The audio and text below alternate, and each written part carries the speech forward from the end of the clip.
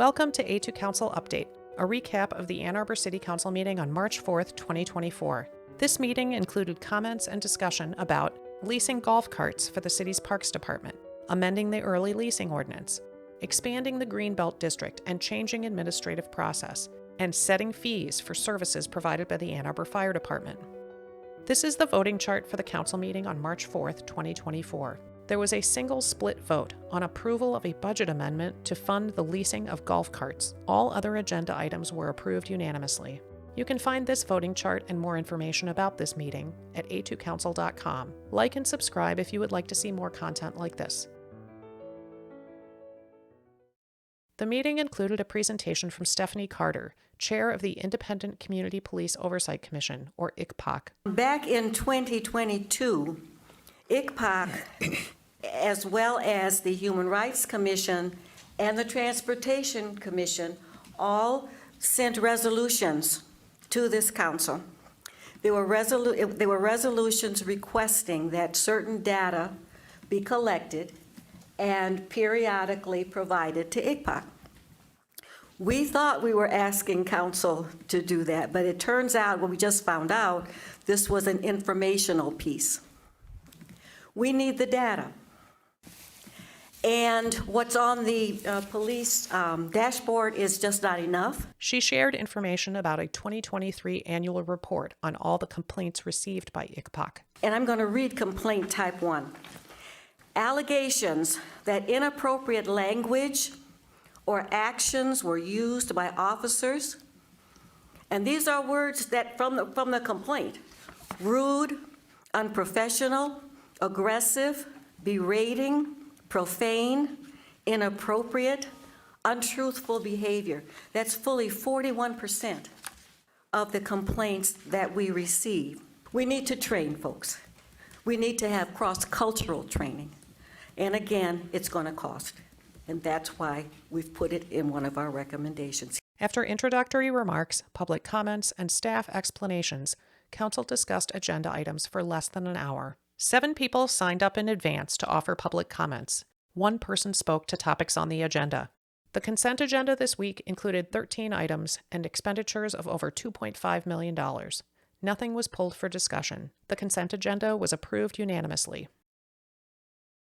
Council considered final approval for an amendment to the city's early leasing ordinance, which includes a qualified right to renew for current tenants. Amendments will clarify the timeline for offering a lease renewal and prohibit offering a new apartment to a new tenant unless the landlord has just cause for failing to renew the lease of a current tenant. At a public hearing earlier in the evening, the chair of the Ann Arbor Renters Commission spoke out in support. This amendment increases the clarity of these ordinances and, importantly, closes loopholes that have been exploited by bad landlords. Namely, the early bird special loophole, which is in effect a retaliatory rent increase against tenants that dare to exercise their rights. However, there are other pressing rental problems that are not addressed in this amendment. In particular, bad landlords who have been charging prospective tenants waitlist deposits for occupied units. No guarantee, there's no guarantee that comes with that the tenant would get the unit. And landlords have different names for these agreements and the deposits. Some call them reservation fees, others call them waitlist fees, some call them options or holding fees. Across the board, they are all wrong, and they should be banned. Others, including State Representative Carrie Reingans, spoke. So I know that more than half of our city's residents are renters. There's thousands of families like mine who can't afford to buy in this city, would love to have that stability, but we can't. And so ensuring the rights of renters through right to renew and the early leasing ordinance and closing the loopholes is very important. This would be a huge thing. It wouldn't solve the entire problem, but it would start to fix the situation a little bit, and it would make it easier for people who are not attached to the university, people like Lauren who came up here before me and myself, to live here. Early bird pricing, as landlords call it, effectively sidesteps the spirit of this recent legislation by forcing tenants to accept higher prices or a shortened timeline. These amendments support housing affordability, simplifying the timeline of renewal offers for tenants. In discussion, council made statements in support for almost 10 minutes. We have heard from landlords. There are 2 landlords on the Renters Commission who have worked with us on making some of these changes. And so I do encourage some of the landlord community to continue to lead and really pursue the same goals that we all have for the city, which is to make sure that our tenants have stable and affordable housing and not to try to take advantage of tenants. And I hope that when you come here and speak to electeds who are already in favor of just housing, equal housing, housing access, that maybe, you can also speak to your neighbors who are single-family homeowners. So yeah, I think helping to have housing for some of our workers that work at our businesses is so important. We have a huge commuter community, and it makes it really difficult for many businesses, I've been hearing. And I'm just glad that this government is taking real and active steps and eager to do more. The amendments to the early leasing ordinance were approved unanimously.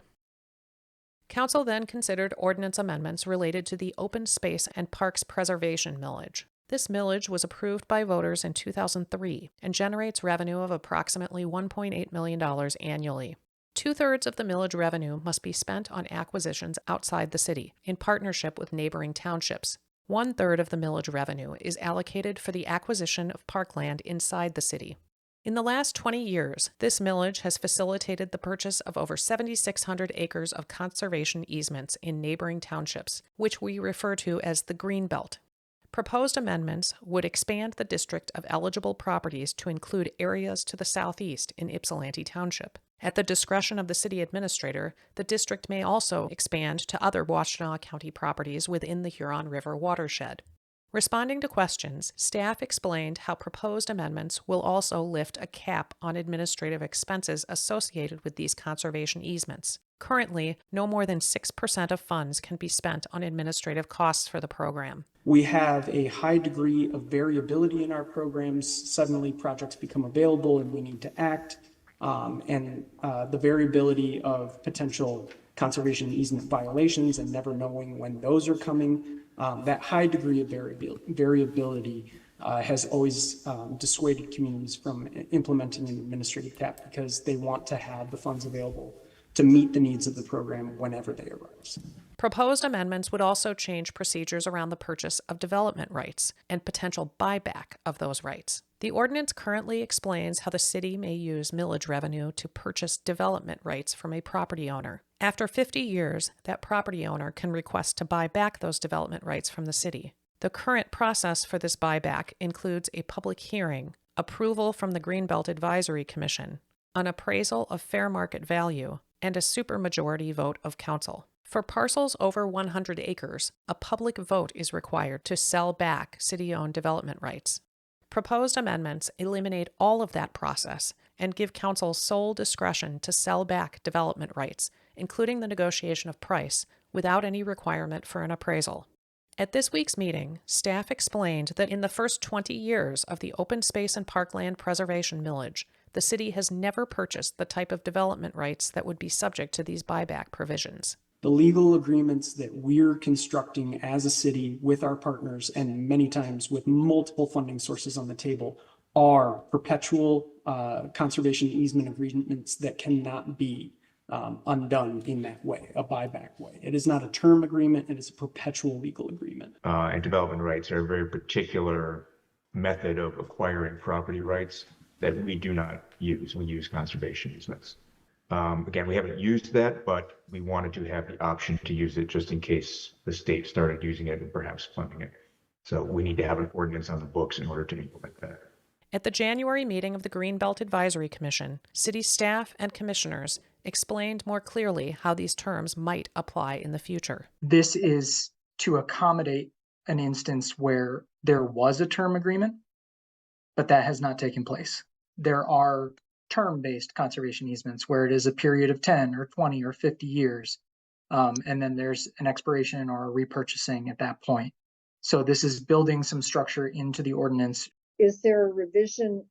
If that wasn't the original plan, then this is the method that sets that up so that you can have non-perpetual agreements? Or if we developed a new conservation easement that was term-based, then it would go back to this and say, this is the process we use for buyback or repurchase. This week, Council unanimously approved the ordinance amendments at first reading. At a future meeting, they will be the subject of a public hearing and final approval at second reading. Council reconsidered a budget amendment for the rental of golf carts at Leslie Park and Huron Hills golf courses. This budget amendment was defeated by Council at their meeting on February 20th, largely because the carts were gas-powered rather than electric. Ahead of this week's meeting, city staff shared a memo explaining that there is no infrastructure to support electric carts, and without revenue from the cart rentals, the golf courses cannot operate. The lease was brought back for reconsideration by Councilmember Redina. Earlier in the evening, a resident offered public comment. Staff have told us that running the golf course in a way that is consistent with our ideals is not feasible without new major funding or grants. If the only way to run these golf courses is with dirty, small internal combustion engines, then why are we doing it? The city does not need to run golf courses. This week, staff offered more explanation of what would happen if these golf carts were not leased.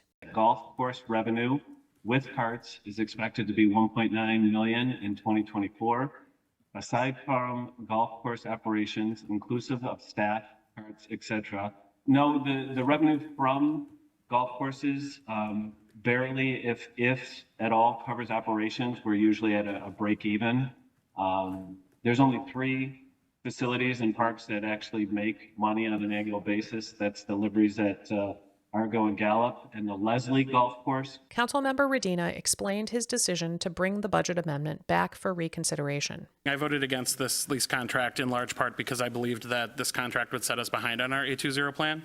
I believed incorrectly that golf carts were considered part of our city fleet, and that the contract, that this contract would put us behind of our goal of 90% of the city's fleet transitioning to electric by 2025. If we vote down this golf cart lease in a proxy vote on land use, as some have encouraged us to do, and forego the revenue generated by golf cart rentals, which will force us to shut down the golf cart course for a season, without appropriate visioning, planning, and budgeting work necessary, or clear council direction to guide staff. Council members Iyer and Cornell saw it differently. I think is completely contrary to everything that we say we stand for up here.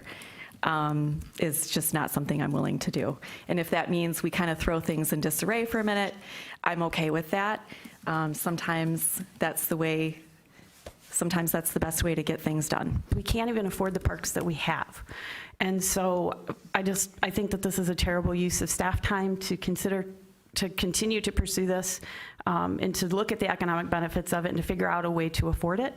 I just don't think that it's necessary. We shouldn't shut down our golf courses through denying a contract right before the golf season begins. Others weighed in, contemplating how the golf courses might be eliminated. The residents who live off of Leslie Park are sometimes frustrated by the fact that they can't use it as fully as they would like to because it's being used as a golf course. Is it too late to make sure that the comprehensive plan team considers